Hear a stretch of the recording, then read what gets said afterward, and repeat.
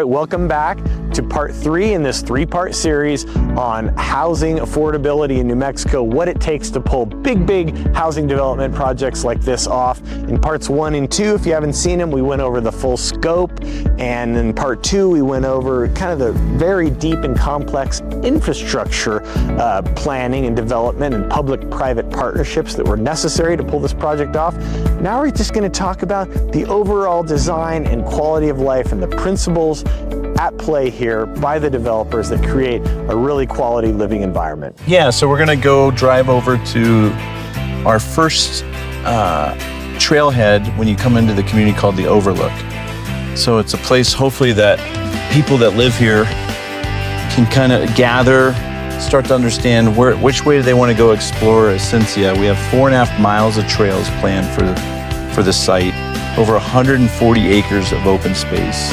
We have a 7-acre central park, and all that together, we're investing about $7 million in those amenities that every resident at Ascensia can enjoy. So the Overlook is our first element of that to start. The central park will be built with phase 2,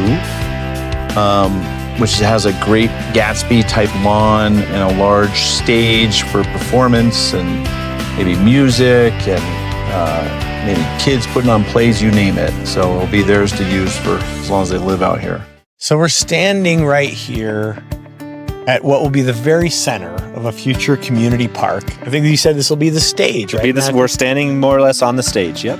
We're standing on stage. It's a performance, the very first performance of this park, where we're telling you, members of the public, this is how housing gets built.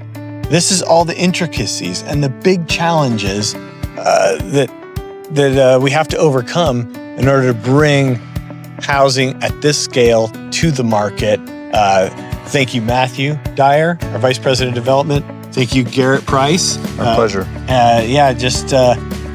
For like taking this project on, and tell us a little bit about, what is it that Price Land Development, what's at your core? What are the principles that allow you to pull projects like this off? So we always say that we're part of the land that we develop. That's truly part of our core being and our philosophy at Price Land Development. And so when you drive out to this site, one reason we named it Ascensia de Santa Fe is it's the essence of Santa Fe. It's these 360 views, it's beautiful natural landscape.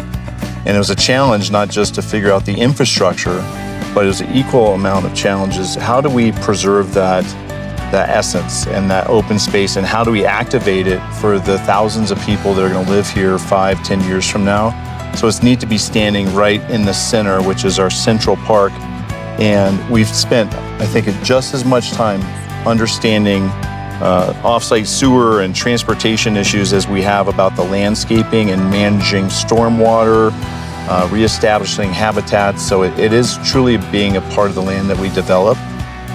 And Ascensia, I think, fits perfectly with our mission statement of trying to be the preferred developer in New Mexico and offering a really quality life for the people that live within our communities. We're on stage. Let's come back and do a shot a few years from now. We would love to do that. It's going to be a park. There's going to be a stage here. There's going to be there's got a food truck over there apparently. Yep. Thanks for being part of it. Thanks for being out here. We appreciate you. Thank you, Miles. Thank you to the New Mexico Home Builders Association. Thank you, Miles. Good stuff. Thank you so much.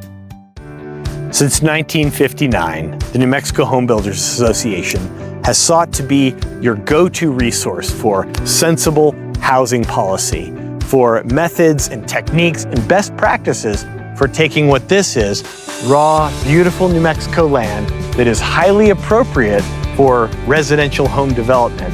And we've been the voice for how do we turn that land into a beautiful housing development project like we're visiting today. Where we are today, this is the largest residential housing project in the state today.